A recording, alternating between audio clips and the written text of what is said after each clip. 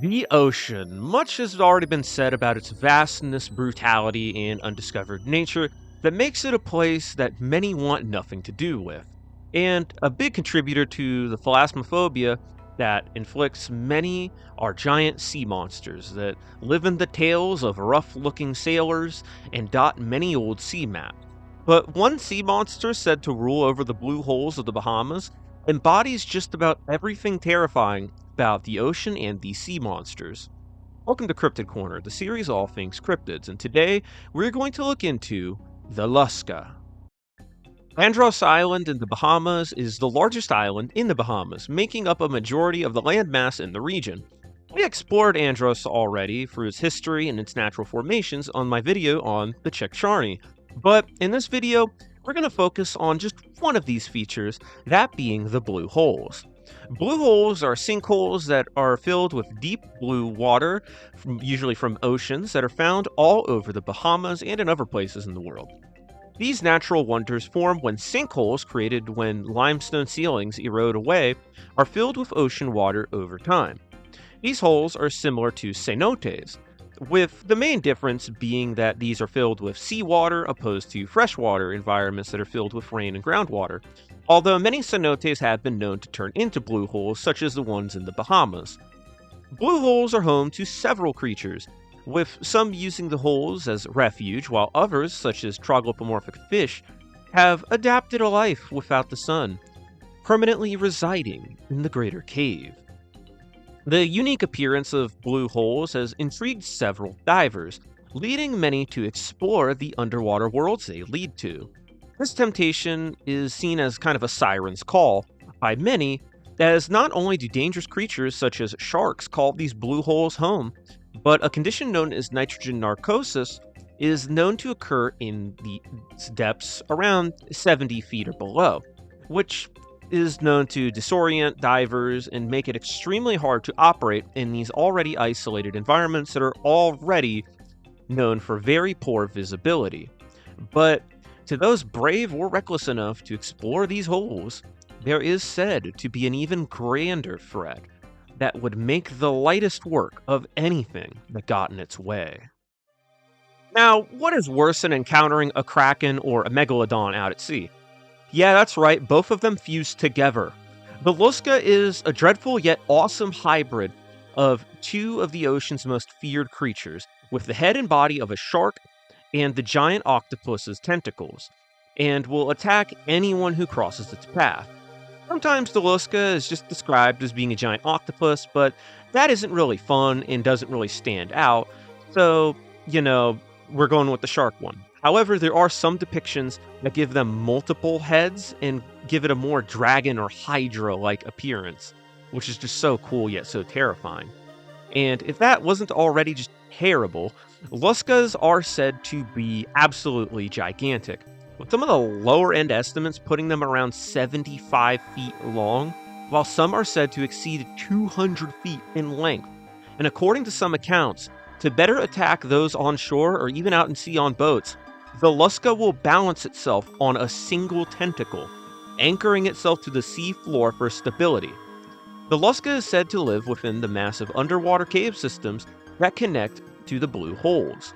And given this, it's possible that the more landlocked holes can serve as kind of nurseries for baby Luscas that will eventually find their way out to the open sea as they grow too large for this environment and for the cave. There is also a version of the Lusca story that I find kind of funny, with instead of all these other features, it was just half octopus, half woman, and it will solo out victims with long, luscious hair out of jealousy. And given how wild the Lusca is, it has generated quite the reputation, getting episodes on Monster Quest and River Monsters, and also potentially inspiring the Sharktopus movies, the finest cinema that there is. Now, even though there isn't a huge number of more shark-like Lusca sightings that are very reputable, there are plenty of large octopus accounts. And one of the earliest sightings goes back to 1863 report from journalist Benedict Henry Royville, who told of an encounter with an American captain had in 1836, According to this account, the captain's vessel was attacked by a kraken in the Bahamas, who dragged two of the ship's crew into the ocean's depths, but at the cost of one of its tentacles, which was chopped off in the battle, reportedly the length of a man. The tentacle was allegedly preserved and even displayed at Barnum's American Museum, yet no one knows where it is now. Enough pirate voice. In 1872, a large octopus measuring around 10 feet in length and weighing a staggering 200 pounds would wash ashore, although the octopus was said to have wounds at the end of its tentacles, implying that it was once far larger in size. In 1925, according to a native in Andros, while fishing with family, a large octopus would get caught on one of their hooks. The octopus would eventually become free and, in a fit of rage, would cling to the bottom of the boat by trying to bite it before swimming off into the deep. In 1938, a sailor named Frank Hurricane Clark would spot a giant octopus approaching his vessel 500 miles east of the Bahamas during a hurricane, which is probably where he got his badass nickname.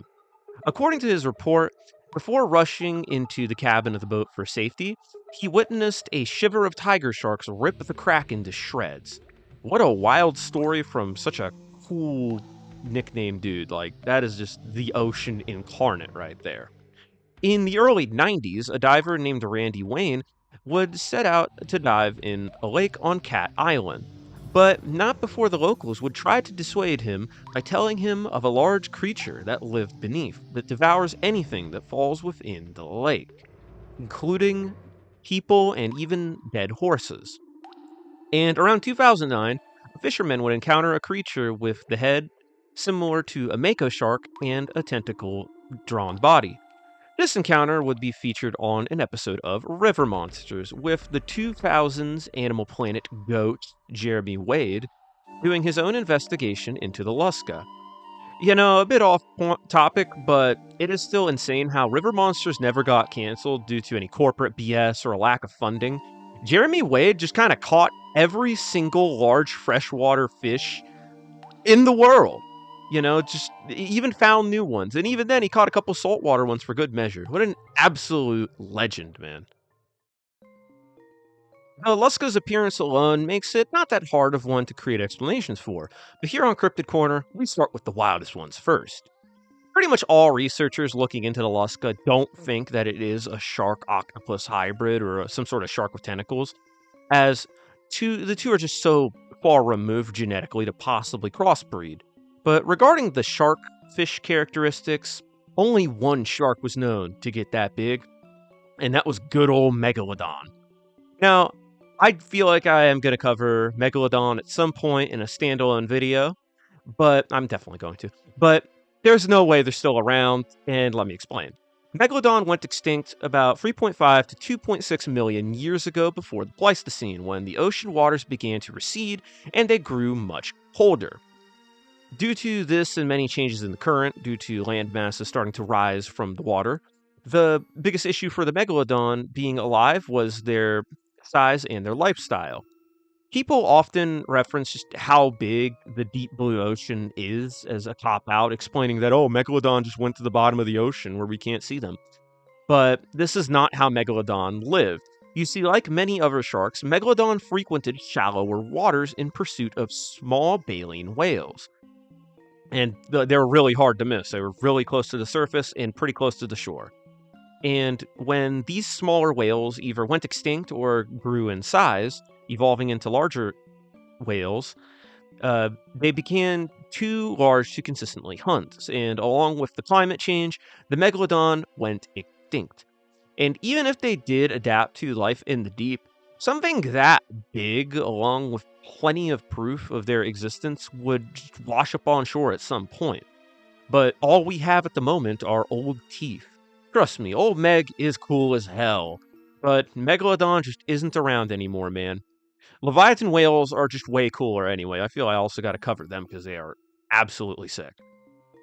The more plausible and more commonly accepted explanation is that the Lusca is a particularly large octopus, or perhaps a squid. Octopuses, like the giant Pacific octopus, can reach lengths of 16 feet and are extremely powerful, being able to move over 700 pounds of weight due to them being literally 90% muscle. Octopi and squid can be dangerous to humans, being known to attack divers and have even been caught on camera absolutely manhandling sharks, crushing them with ease. And as Jeremy Wade even points out, octopi kinda look shark-like when they're swimming. And squids, you can say the same thing. They look pretty fish-like when they're swimming, and you don't get a good look at them. Sea monsters like the Lusca are also created by sailors for a multitude of reasons. First off, sea monsters serve as not only decorations on a map, but as markers for either particularly rough areas or just a really cool marker for your area. Like, I mean, hey, if I don't want some rookie diver, diving in a hole, or if I don't want some unexperienced sailor sailing near an area, I'm gonna put a shark octopus there. And I think that would dissuade you if you saw that sharktopus lived in this area. Them resembling combinations of other animals also has somewhat of an old religious reasoning, with some of the early beliefs in a lot of Christian, beliefs, seeing the ocean as a primordial and formless abyss full of God's early drafts. And of course, sea monsters are symbolic, just showing how large, dangerous, and unknown the ocean is. Eventually, I also want to do an in-depth video on sea monsters in general, but only after covering a couple more cryptid corner episodes on individual sea monsters, because I really like looking into individual sea monsters and areas and regions like that. I think it's just the cool thing to do. Lusca is a pretty simple monster that is said to live in such a beautiful place.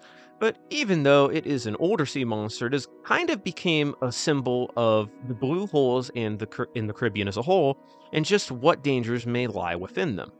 So many things can go wrong with gear malfunctions, nitrogen narcosis, poor visibility, rugged rocks, and marine animals, turning a fun little dive into your last moments in mere seconds. Many people still seek the thrill of the dive, seeking to explore a slightly ever seen or an environment that is never seen by people at all.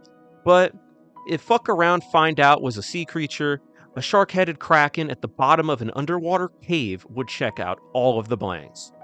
It really does seem like shark and giant octopus sightings are pretty easy explanations, perhaps even undiscovered species that have evolved to live exclusively in blue holes and massive caves as a whole in the Bahamas. Or perhaps an octopus was attacking a shark and someone saw that and was like, whoa, imagine if that was one thing. Either way, me personally, if I was at the Bahamas, I'd just stick to looking at the blue holes from afar and maybe going out in the woods looking for the Czech Charney. Cave diving is just not something that I'd like to do at the moment, but feel free to tell all about it in the comments if you do cave dive or something like that. Of course, more seasoned divers definitely had to have seen something, so I definitely want to hear down below what you've seen.